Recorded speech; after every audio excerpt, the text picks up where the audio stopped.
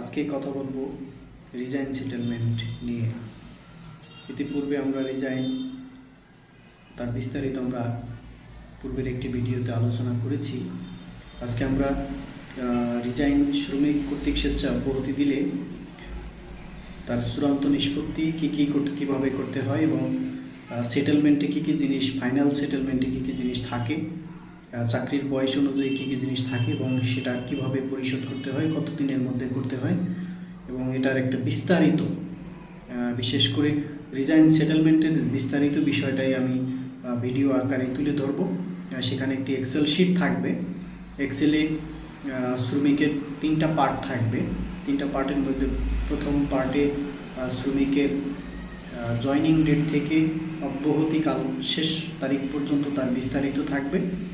দ্বিতীয় পার্টে তার সমস্ত দেনা পাওনার বিস্তারিত বিবরণ দেওয়া থাকবে। তৃতীয় পার্টে তার কাছ থেকে যদি কোনো কর্তন করা হয় বা ডিডাকশন থাকে সেটার একটি পার্ট থাকবে। সে বিষয়গুলো নিয়ে আজকে আলোচনা করব। আশা করছি আপনারা পুরো ভিডিওটাই দেখবেন, আমাদের সঙ্গেই থাকবেন। রিজাইন এর ধারা এবং তার বিস্তারিত নিয়ে পূর্বের একটি ভিডিওতে বিস্তারিত আলোচনা করা আছে এবং সেখানে রিজাইন দেওয়ার প্রসিডিউরটা কীভাবে দিতে হয়, কতদিন সময়, সব কিছুই ওখানে দেওয়া আছে। আপনারা চাইলে সে ভিডিওটা দেখে নিতে পারেন। আর আজকে আমরা মূলত বিশেষ যে ফোকাস সেটা হচ্ছে যে সেটেলমেন্টের উপরে। সেটেলমেন্টে কী কী জিনিস থাকে, সেটেলমেন্টের পাওনাটা কতদিনের মধ্যে দিতে হয় এবং চাকরির বয়স অনুযায়ী সেটা একবারে পুঙ্খানুপুঙ্খানুরূপে বিস্তারিত আলোচনা করব। আশা করছি আপনারা ভিডিওটা আমাদের সঙ্গেই থাকবেন এবং দেখবেন। যদি আপনাদের কোনো কমেন্টস বা কিছু জানার থাকে এর বাইরে, সেটা আপনারা কমেন্টস করলে আমরা সেটা নিয়েও কাজ করব। বিশেষ করে আজকে যে ভিডিওটা তৈরি করতে যাচ্ছি সেটা আমাদের পূর্বের একটি ভিডিও দেখে একজনে কমেন্টস করেছিলেন যে ফাইনাল সেটেলমেন্টটা নিয়ে একটি ভিডিও তৈরি করলে আমরা উপকৃত হব। সে বিষয়ের উপরে গুরুত্ব দিয়ে আজকে এটা তৈরি করা হয়েছে। আশা করছি আপনারা পুরো ভিডিওটাই দেখবেন, আমাদের সঙ্গেই থাকবেন। আমি কথা না বাড়িয়ে এখন সরাসরি আমি একটা এক্সেল শিট তৈরি করে রেখেছি, সেখানে আপনাদেরকে নিয়ে যাব। আমি শুরু থেকে সব কিছুই আমি একজনের উপরে ভিত্তি করে একজনের নাম, পদবি, card number, joining date, closing date সব কিছু দিয়ে তার চূড়ান্ত নিষ্পত্তি করে রেখেছি। সেখানে আপনি জি হন, যতদিন আপনার চাকরির বয়স হয়ে থাকুক সেটা আপনি ওখানে হিসাব করলে আমি ভিডিওর পাশাপাশি বলেও দিব, আপনি সেটা দেখলে বুঝতে পারবেন। না এখানে আপনার জয়েনিং ডেট যদি আপনি বসান এবং অব্যাহতির শেষ কর্মদিবস বসান, তাহলে আপনার চাকরির বয়স কতদিন সেটা চলে আসবে এবং সেখানে আপনি কী কী পাবেন সেটা আপনি নিজে নিজে হিসাব করতে পারবেন। সেখানে একটি আপনার পূর্ণাঙ্গ ধারণা চলে আসবে যে হিসাবটা আপনি নিজে নিজেও করতে পারতেছেন, বুঝতে পারতেছেন। যখন আপনি প্রাপ্যটা বুঝে নেবেন তখন আপনি দেখতে পারবেন যে আপনি আসলে কি কম বা বেশি পেয়েছেন কিনা, সেখানে আসলে কোনো ত্রুটি আছে কিনা, আপনার ভিতরে সন্দেহটাও থাকবে না, সেটাও দূর হয়ে যাবে। তো যাই হোক, বেশি কথা না বাড়িয়ে আমি চলে যাই সরাসরি ভিডিওতে। আপনারা আমাদের সঙ্গেই থাকুন।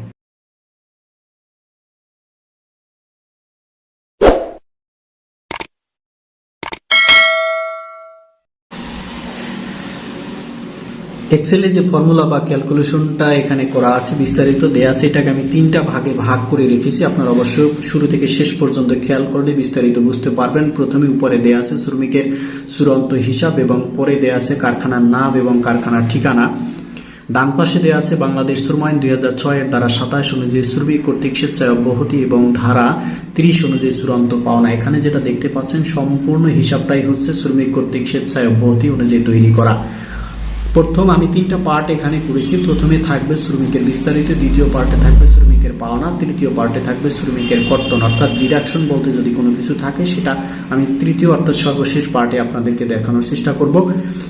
প্রথমে শ্রমিকের বিস্তারিত, শ্রমিকের নাম এখানে দেয়া আছে সাবিনা আক্তার, পদবি এবং গ্রেড সাধারণ অপারেটর, গ্রেড 6, যোগদানের তারিখ 1/1/2010, ইস্তফা কার্যকরের তারিখ 31/10/2021, ইস্তফার কারণ পারিবারিক, অর্থাৎ শ্রমিক কর্তৃক স্বেচ্ছা অব্যাহতি, তিনি পারিবারিক কারণে ইস্তফা দিয়েছেন। তার ডান পাশে দেওয়া আছে আইডি নাম্বার 6006 অর্থাৎ 6006 সেকশন সুইং। মোট বেতন সর্বশেষ মাসের তার গ্রোস স্যালারি 8,749 টাকা, মূল বেতন বেসিক স্যালারি 4,599 টাকা। এটাকে 2018 সালের গেজেট অনুযায়ী ফর্মুলা দিয়ে ভাগ করা হয়েছে, অর্থাৎ মোট বেতন থেকে 1850 টাকা মাইনাস করে 1.5 দ্বারা ভাগ করা। এখানে ক্লিক দিলে উপরে যে ফর্মুলাটা দেওয়া আছে সেটা খেয়াল করলে আপনারা বুঝতে পারবেন। ওভার টাইমের হার 44 টাকা 22 পয়সা, 44 টাকা 22 পয়সা, অর্থাৎ মূল বেতন বেসিক স্যালারিকে আমি সংক্ষেপে 104 দ্বারা ভাগ করেছি। ফর্মুলাটা অ্যাকচুয়াল ফর্মুলাটা হবে মূল বেতনকে 208 দ্বারা ভাগ করে 2 দ্বারা গুণ, কারণ হচ্ছে ওভার টাইমের রেট হচ্ছে ডাবল।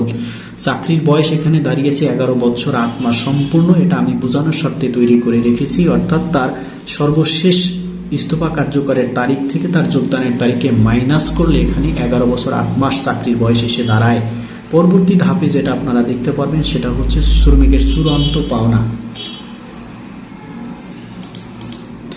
চূড়ান্ত নিষ্পত্তির বিবরণী, এখানে শ্রমিকের সম্পূর্ণ পাওনাটা আমি এখানে দেওয়ার চেষ্টা করেছি। প্রথমেই আপনারা দেখতে পাবেন শ্রমিকের পাওনা ইস্তফাকৃত মাসের হাজিরা দিবস 31, অর্থাৎ তিনি যে মাসে ইস্তফা দিয়েছেন 31 দিন তিনি সম্পূর্ণ মাস সরকারি বন্ধ হলিডে ব্যতীত উপস্থিত ছিলেন। এ কারণে তার পেয়াবল ডে অর্থাৎ পাওনার দিন 31। এখানে তার মোট যে বেতন ছিল গ্রোস স্যালারি সেটাই এসে দাঁড়িয়েছে 8,749 টাকা। পরের যেটা দেখতে পাচ্ছেন বরখাস্তকালীন খোরাকি ভাতা, বরখাস্তকালীন অন্যান্য পাওনা এখানে প্রযোজ্য হবে না, কারণ শ্রমিক স্বেচ্ছা অব্যাহতি দিয়েছেন। হাজিরা বোনাস এখানে আমি 500 টাকা দিয়ে রেখেছি।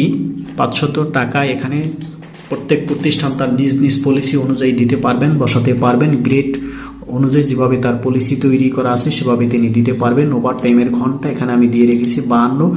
আপনার শ্রমিক বা আপনি যতটুকু ঘন্টা ওভার টাইম করেছেন সেটা এখানে বসাতে পারবেন। ওভার টাইমের ঘন্টা অনুযায়ী তার টাকা চলে এসেছে 2,300 টাকা, অর্থাৎ তার যে ওভার টাইমের রেট উপরে দেয়া আছে এখানে ডাবল ক্লিক দিলেও আপনারা খেয়াল করবেন তার যে ওভার টাইমের রেট 44 টাকা 22 পয়সাকে 52 দ্বারা গুণ করলে তার এই 2,300 টাকা চলে এসেছে। বাৎসরিক ছুটির দিন সমূহ এখানে আমি 40 দিন দিয়ে রেখেছি। এখানে আপনারা খেয়াল করতে হবে এবং স্পষ্টভাবে বুঝতে হবে 40 দিন কেন হলো। বাৎসরিক ছুটির পাওনার হিসাবটা হচ্ছে শ্রমিক তার চাকরির বয়স 1 বছর পূর্ণ হলেই তিনি এটার দাবিদার, এটা তিনি পাবেন শ্রম আইন অনুযায়ী। কিন্তু এখানে অর্ধেকের বেশি নগদায়ন করা যাবে না, অর্থাৎ চাকরির বয়স 1 বছর হওয়ার পরে তাকে অর্ধেক নগদায়ন করা হবে, আর অর্ধেক তিনি আবেদন দিয়ে কাটাতে পারবেন, বা যদি না কাটান পরবর্তী বছরে জমা হবে এবং রেজিস্টারে জমা থাকবে। এইভাবে আমি ধরে নিলাম উদাহরণস্বরূপ প্রথম বছর তার অর্জিত ছুটি এসেছে 16 দিন, 16 দিনের অর্ধেক 8 দিন তিনি নিলেন, আর 8 দিন রেজিস্টারে জমা থাকলো। এইভাবে তার দ্বিতীয় বছরে তার আবার আসলো 16 দিন, 16 দিনের সঙ্গে পূর্বের যে 8 দিন জমা করলে হয় মোট 24 দিন। এই 24 দিনের আবার তিনি অর্ধেক 12 দিন পাবেন এবং 12 দিন রেজিস্টারে জমা থাকবে। এইভাবে প্রত্যেক বছর যত বছরে তিনি একটানা চাকরি করতে থাকবেন তার অর্জিত ছুটির অর্ধেক তিনি নেবেন, অর্ধেক রেজিস্টারে জমা থাকবে। এইভাবে জমা থাকতে থাকতে অর্থাৎ জমা করতে করতে তার 40 দিনের বেশি আর জমা হবে না। এর বেশিও যদি জমা হয়ে যায় সেটা তিনি পাবেন না। সর্বশেষ তার 40 দিনের প্রাপ্য তিনি পাবেন। আর এই 40 দিনের প্রাপ্য বা অর্জিত ছুটির টাকা অবশ্যই তিনি গ্রোস স্যালারি অর্থাৎ মোট বেতনের হিসাব অনুযায়ী সর্বশেষ বেতন গ্রোস স্যালারি অনুযায়ী পাবেন। এখানে আমি 40 দিন সেই কারণে দিয়েছি, আমি আশা করছি আপনারা বুঝতে পারছেন। 40 দিনের প্রাপ্য এসে দাঁড়িয়েছে 11,665 টাকা। এইটা কিভাবে আসলে এখানে ডাবল ক্লিক দিলে উপরে যে ফর্মুলা মোট বেতন এখানে দেখেন যে এটাকে ধরে রাখছে, এটা আপনি অবশ্যই বুঝতে পারবেন। 40 দিনের টাকা এসেছে 11,665 টাকা, অর্থাৎ মোট বেতনকে 30 দ্বারা ভাগ করে 40 দ্বারা গুণ করলে এটা আসছে 11,665 টাকা। পরে যেটা দেয়া আছে সার্ভিস বেনিফিট, এখানে আমি লিখে রেখেছি চাকরির বয়স 5 বছর বা তার বেশি কিন্তু 10 বছরের কম হলে প্রতি বছরে 14 দিন হারে এবং 10 বছর বা তার বেশি হলে প্রতি বছরে 30 দিন হারে পাবেন। এখানে আমি তার চাকরির বয়সে যেহেতু 11 বছর 8 মাস 11 পুর 29 প্লাস 20 অর্থাৎ যোগ 20 আমি দিয়ে রেখেছি। মোট এসেছে 350 দিনে 20 কোথা থেকে আসলো? যেহেতু তিনি 10 বছরের বেশি চাকরি করেছেন প্রত্যেক বছরে 30 দিন হারে, এই কারণে 11 পুর 29 এই পরবর্তী যে তার 8 মাস আছে সেই 8 মাসের জন্য তিনি 20 দিন পেয়েছেন। আমি একবারে নিখুঁতভাবে হিসাবটা করে রেখেছি। যেহেতু তিনি বছরে 30 দিন পাবেন 10 বছরের প্লাস হওয়ার কারণে, সেই কারণে 30 দিনকে 12 দ্বারা ভাগ করে তার 8 মাস 8 দ্বারা গুণ করে এখানে যে 20 আপনারা দেখতে পাচ্ছেন এই ডান পাশে যে আমি 20 যে হিসাবটা করে রেখেছি সেই অনুযায়ী এখানে 20 দিন চলে এসেছে, তাই 11 × 30 + 20 মোট 350 দিন। এই 350 দিনের প্রাপ্যটা অবশ্যই তিনি বেসিক স্যালারি থেকে পাবেন। সর্বশেষ যে বেসিক স্যালারি সেটা অনুযায়ী পাবেন 53,659 টাকা। এখানে ডাবল ক্লিক দিলে বা মাউসটা এখানে রাখলে উপরে আপনারা দেখতে পারবেন যে তার যে বেসিক স্যালারি, এই বেসিক স্যালারিকে 30 দ্বারা ভাগ করে তার 350 দ্বারা গুণ করা হয়েছে, অর্থাৎ তিনি যে 350 দিনের সার্ভিস বেনিফিট পাবেন সেটা দ্বারা গুণ করে এখানে তার টাকা দাঁড়িয়েছে 53,659 টাকা। ক্ষতিপূরণ নোটিশ মেয়াদ এখানে প্রযোজ্য হবে না, অন্যান্য পাওনা বা ক্ষতিপূরণ এখানে আসে নাই বা প্রযোজ্য হবে না বিধে এখানে নিয়ে আসা হয়নি। এই দ্বিতীয় ধাপের তার সমস্ত পাওনার হিসাব অনুযায়ী এসেছে 76,873 টাকা। সর্বশেষ যেটা আমি এখানে করে রেখেছি কর্তন, তার কাছ থেকে কি কি কর্তন করা যাবে। নোটিশ মেয়াদ, একজন স্থায়ী শ্রমিক স্বেচ্ছায় অব্যাহতি দিলে তিনি মালিককে লিখিত 60 দিনের নোটিশ প্রদান করে তিনি অব্যাহতি দিতে পারবেন। যদি সেখান থেকে তিনি যদি কম সময় দিয়ে থাকেন, অর্থাৎ আমি এখানে 30 দিনের কর্তন দেখিয়েছি, তার মানে তিনি 1 মাস সময় দিয়েছেন, 30 দিন সময় দিয়ে নোটিশ দিয়েছেন, 30 দিনের সময় তিনি দেননি, সে কারণে 30 দিনের তার কর্তন করা যাবে। অবশ্যই সেটা বেসিক থেকে কর্তন করা যাবে। আমি বোঝানোর জন্য করেছি, যদি কোনো শ্রমিক 10 দিন, 5 দিন বা 15 দিনের কম সময় দিয়ে নোটিশ দিয়ে থাকেন, সেক্ষেত্রে যতটুকু সময় কম দিবেন ততটুকু আপনি ধারা 27 অনুযায়ী কর্তন করতে পারবেন। যদি নোটিশ সময় একেবারে না দিয়ে অব্যাহতি দিয়ে থাকেন, সেক্ষেত্রে আপনি 60 দিনের বেসিক কর্তন করতে পারবেন। এই 30 দিনের বেসিক তার টাকা চলে এসেছে 4,599 টাকা। অবশ্যই এটা আমি বেসিক অনুযায়ী করেছি। অনুপস্থিত, তিনি সর্বশেষ যে মাসে অব্যাহতি দিয়েছেন সেখানে যদি অ্যাবসেন্ট থাকেন, অনুপস্থিত থাকেন, সেটা কর্তন করা যাবে বেসিক থেকে। অগ্রিম, কোম্পানির কাছ থেকে তিনি যদি কোনো লোন বা অ্যাডভান্স টাকা নিয়ে থাকেন সেটাও কর্তন করা যাবে। স্টাম্প, অর্থাৎ গভর্নমেন্টের রেভিনিউ পারপাস 10 টাকা কর্তন করা যাবে। অন্যান্য যদি থাকে তার কাছ থেকে কোনো পাওনা, সেটাও কর্তন করা যাবে।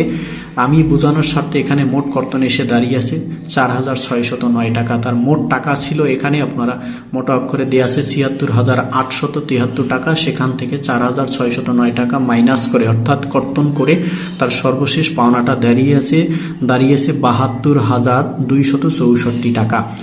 এখানে একটি বিষয় আছে, আপনারা লক্ষ্য করবেন যে আইনে বলা আছে যে তার যে রানিং ওয়েজেস, অর্থাৎ রানিং মাসের স্যালারি, ওভারটাইম, হাজিরা, বোনাস, এটা পরবর্তী মাসের তার অব্যাহতি কার্যকরের পরবর্তী মাসের 7 কর্মদিবসের মধ্যে প্রদান করবেন এবং অন্যান্য পাওনা বেনিফিট যদি থাকে সেটাকে পরবর্তী 30 কর্মদিবসের ধারা 30 অনুযায়ী 30 কর্মদিবসের মধ্যে প্রদান করবেন। আমি এখানে সম্পূর্ণ একসাথে হিসাবটা করে রেখেছি, আপনারা এভাবেও করতে পারবেন। এবং যদি আপনারা ইচ্ছা করেন যে তার বেতন, ওভারটাইম, হাজিরা, বোনাসটা 7 কর্মদিবসে দিয়ে দিবেন এবং অন্যান্য পাওনা যেটা আছে সেটাকে আপনি পরবর্তী 30 কর্মদিবসের মধ্যে দিবেন, সেভাবে আপনি দিতে পারেন। তবে অনেক কোম্পানি একসঙ্গে দিয়ে থাকেন, সে কারণে আমি বোঝানোর স্বার্থে একসঙ্গে করে রেখেছি, আপনারা আপনাদের মতো করতে পারবেন। আমি আবারও বলছি যে রানিং ওয়েজেস, বেতন, ওভারটাইম, হাজিরা, বোনাস যেটা তার ইস্তফা কার্যকরের তারিখ থেকে পরবর্তী 7 কর্মদিবসের মধ্যে প্রদান করবেন এবং তার যে অন্যান্য বেনিফিট যেগুলো থাকবে এগুলো পরবর্তী 30 কর্মদিবসের মধ্যে আইন অনুযায়ী আপনি প্রদান করতে পারবেন বা আপনি পাবেন, প্রদানও করতে পারবেন। এবং আমি একজন শ্রমিককেও বলতে পারি আপনি এটা পাবেন। সর্বশেষ এখানে আমি সম্পূর্ণ সুস্থ সজ্ঞানে আমার যাবতীয় পাওনাদি বুঝিয়া পাইলাম। যিনি শ্রমিক বা আপনি এটাকে বুঝিয়া পাবেন, বুঝিয়ে নেবেন যে হিসাবটা এখানে আমি দেখিয়েছি, যাতে আপনি সহজে সংক্ষেপে নিজের হিসাবটা নিজে করতে পারেন, বুঝতে পারেন, নিজের হিসাবটা নিজে যাতে তিলে তিলে করে আপনি হিসাবটা নিজে বুঝে নিতে পারেন, সে অনুযায়ী আজকের এই ভিডিওটা আপনাদেরকে আমি দেখালাম। আর যিনি তৈরি করবেন, তৈরি করার পরে অবশ্যই তার সিনিয়রকে যাচাই বাছাই করতে দিবেন, এরপরে কর্তৃপক্ষ অনুমোদন দিবেন। তারপরে ডান পাশে যেটা দেওয়া আছে গৃহীতার স্বাক্ষর, যিনি শ্রমিক বা স্টাফ যিনি রিসিভ করবেন, রিসিভ করার পরে তিনি এখানে স্বাক্ষর করবেন। আমি আশা করছি যে আপনাদেরকে চূড়ান্ত নিষ্পত্তি হিসাবটা আমি বোঝাতে সক্ষম হয়েছি। এরপরেও যদি কোনো ত্রুটি আপনাদের কাছে মনে হয় সেটা আপনারা কমেন্টস বক্সে আমাকে জানাতে পারবেন। শ্রমিক কর্তৃক স্বেচ্ছায় অব্যাহতির যে চূড়ান্ত নিষ্পত্তি আজকে যে আমি 3টা পার্টে আপনাদেরকে দেখালাম, আশা করছি শুরু থেকে শেষ পর্যন্ত আপনারা যদি সম্পূর্ণ খেয়াল করেন অবশ্যই আপনার হিসাবটা আপনি নিজে করতে পারবেন। আর এখানে যদি আপনি মনে করেন কোনো ভুল ত্রুটি আছে বা আপনার নজরে পড়ে আপনি যদি এক্সপার্ট হন, যদি দেখেন যে এখানে কোনো ত্রুটি আছে বা ভুল আছে, কোনো কিছু বাকি আছে, আমি চেষ্টা করছি সম্পূর্ণ নির্ভুলভাবে তৈরি করার জন্য। তারপরেও যদি কোনো ভুল থাকে আপনি কমেন্টস বক্সে জানালে আমি পরবর্তী ভিডিও সঠিক আকারে নির্ভুলভাবে তৈরি করার চেষ্টা করব। দেখা হবে পরবর্তীতে কোনো নতুন ভিডিওতে। সেই পর্যন্ত ভালো থাকবেন। আল্লাহ হাফেজ। আসসালামু আলাইকুম।